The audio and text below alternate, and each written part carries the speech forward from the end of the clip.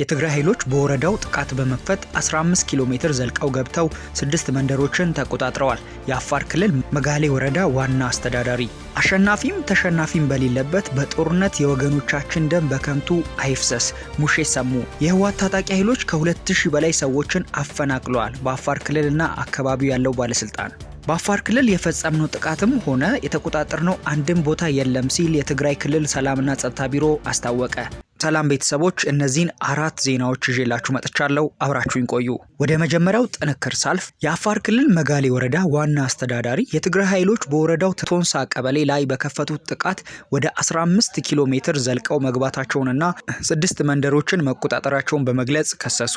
የትግራይ ክልል ሰላምና ጸጥታ ቢሮ በበኩሉ የከፈትነው ጥቃትም ሆነ የተቆጣጠርነው መሬት የለም ሲል ወንጀላውን አጣጥሏል። የመጋሌ ወረዳ አስተዳዳሪ ሙሉ ቀን ያንን ቦታ ይዘው እስከ 12 ሰዓት ህዝቡ እየሸሸ ታጣቂው ቡድን ቦታ እየያዘ ሄዷል። ከዚያም ሁሉንም ቦታ ከተቆጣጠረ በኋላ ከባድ መሳሪያ ወደ ህዝቡ መወርወር የጀመረው ምሽት 12 ሰዓት አካባቢ ነው ሲሉ በክልሉ መንግስት የቀረበውን ጉንጀላ አጠናክረዋል።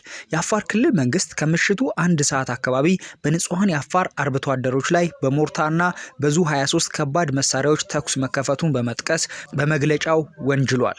የአካባቢው ነዋሪ በተኩሱ ድምጽ ተደናግጦ መሸሹን የሚናገሩት ዋና አስተዳዳሪው አቶ አብዱ ወደ ክልሉ እንቅስቃሴ ያደረገው በጣም ብዙ ኃይል መሆኑን አንስተዋል። የትግራይ ጦርነትን ያስቆመው የፕሪቶሪያ ስምምነትን በግጭት አዋጅ በግልጽ አፍርሷል ሲልም ወቅሷል። ይሄ ነው ሊባል የሚችል አይደለም ሲሉ የታጣቂዎችን ብዛት በቁጥር መጥቀስ እንደማይችሉ አክለዋል። መጋሌ ወረዳ ከትግራይ ክልል ጋር በ4 ወረዳ እንደሚዋሰን የሚናገሩት አቶ አብዱ በዚያ ግንባር ሁሉም ኃይል ገብቷል ብለዋል።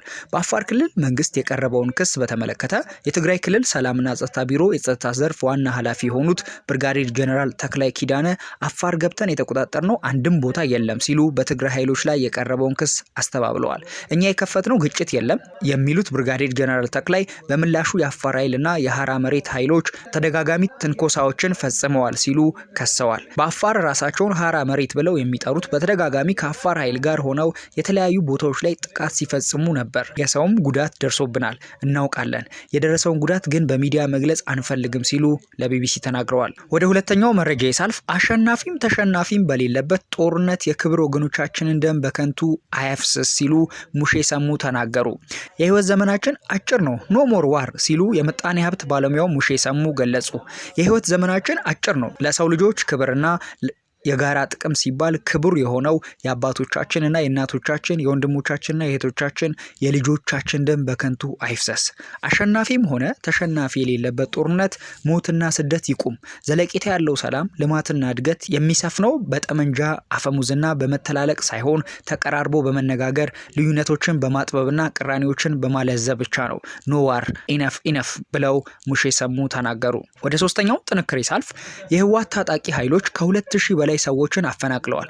በአፋር ክልል የአካባቢው ባለስልጣን ነው ይሄን የተናገረው። የህወሓት ታጣቂ ኃይሎች በተቆጣጠሯቸው አካባቢዎች ከ2000 በላይ ሰዎች መፈናቀላቸውን በአፋር ክልል አካባቢው ባለስልጣን አስታወቁ።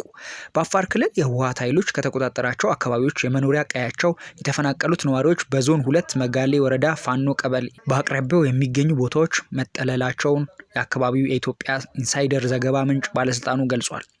በመጋሌ ወረዳ በሚገኘው ቶንሳ ቀበሌ ላይ ትናንት ረቡዕ ጥቅምት 26 2018 በህወሓት ቡድን ጥቃት መፈጸሙን የአፋር ክልል መንግስት ትናንት ምሽት መግለጫውን አስታውቋል።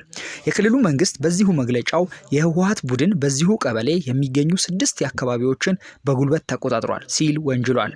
የኢትዮጵያ ኢንሳይደር በስልክ ያነጋገራቸው 3 የአካባቢው ነዋሪዎች ይህንኑ የክልሉ መረጃ አረጋግጠዋል። በአሁኑ ወቅት በህወሓት ኃይሎች ቁጥጥር ስር ያሉ ቦታዎች ሚልኪ፣ ዋርአ፣ ሚላ፣ ከረፈቱ፣ ካሶባራና ከረሙንጋ የተባሉ አካባቢዎች መሆናቸውን እነዚሁ ነዋሪዎች አስረድተዋል። የአፋር ክልል መንግስት ትላንት በመግለጫው ዋርአና ሚልኪ በተባሉ ቦታዎች የህወሓት ቡድን በንጹሃን የአፋር አርብቶ አደሮች ላይ የከባድ መሳሪያ ተኩስ መክፈቱን ገልጿል። የቶንሳ ቀበሌ ነዋሪ የሆኑ አንድ የዓይን እማኝም የትናንቱ የከባድ መሳሪያ ተኩስ የቆየው ከአመሻሽ 12 ሰዓት ተኩል ገደማ ጀምሮ እስከ ምሽት 2 ሰዓት እንደነበረም ተናግረዋል። ወደ መጨረሻው ጥንክሬ ሳልፍ በአፋር ክልል መንግስት በኩል የቀረበባቸው ክስ ለጣልቃ ገብነት የሚሆን ቀዳዳ ለማግኘት በሚል ተስፋ የሚደረግ ጥረት ነው ብለውታል። ትግራይ ክልል ሰላምና ጸጥታ ቢሮ የጸጥታ ዘርፍ ኃላፊ የሆኑት ብርጋዴር ጄኔራል ተክላይ ኪዳነ አፋር ገብተን የተቆጣጠርነው አንድም ቦታ የለም ሲሉ ክሱን በሚመለከት ለቢቢሲ በሰጡት ማስተባበያ ተናግረዋል። እኛ የከፈትነው ግጭት የለም፣ እንደዚህ አይነት ዝግጁነትም የለንም የሚሉት ብርጋዴር ጄኔራል ተክላይ በምላሹ የአፋር ኃይልና የሐራ መሬት ኃይሎች በተደጋጋሚ ትንሳኤዎች ፈጽመዋል ሲሉ ከሰዋል። በአፋር ራሳቸውን ሐራ መሬት ብለው የሚጠሩት በተደጋጋሚ ከአፋር ልዩ ኃይል ጋር ሆነው የተለያዩ ቦታዎች ላይ ጥቃት ሲፈጽሙ ነበር። የሰውም ጉዳት ደርሶብን እናውቃለን፣ የደረሰውን ጉዳት ግን በሚዲያ መግለጽ አንፈልግም ሲሉ ምላሽ ሰጥተዋል። ምላዛት፣ አሃዛ፣ ደስአ፣ ወጀራት እና ገብረ አገው የተባሉ አካባቢዎች ተደጋጋሚ ጥቃት ተፈጽሞባቸዋል ያሉት የቢሮ ኃላፊ ባለፈው ሳምንት እሁድ ጥቅምት 23 2018 ዓ.ም ገረብ አገው እና ደደርባ በሚባል አካባቢ ትንኮሳዎችን ፈጽመዋል፣ ጉዳትም ደርሷል በማለት ወንጅለዋል። አክለውም ከሚወራው ተቃራኒ የአፋር ልዩ ኃይል ትግራይ ቦታዎችን ተቆጣጥሮ ይገኛል ሲሉም ጨምረዋል። የክልሉ ጊዜያዊ አስተዳደር እነዚህ እንቅስቃሴዎችን በተመለከተ የወሰደው ራሱን የመከላከል እርምጃ እንደሌለም ጠቅሰዋል።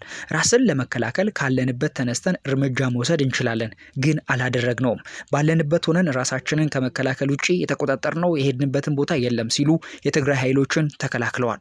የፕሪቶሪያው ስምምነት ፈርሷል እስካልተባለ ድረስ እሱን አክብረን መቀጠል ነው የምንፈልገው የሚሉት ብርጋዴር ጄኔራል ተክላይ ለሌላ ጣልቃ ገብነት የሚሆን ቀዳዳ ማግኘት እንችል ይሆን በሚል ተስፋ ካልሆነ በቀር አዲስ የተፈጠረ ነገር የለም ሲሉ ገልጸዋል።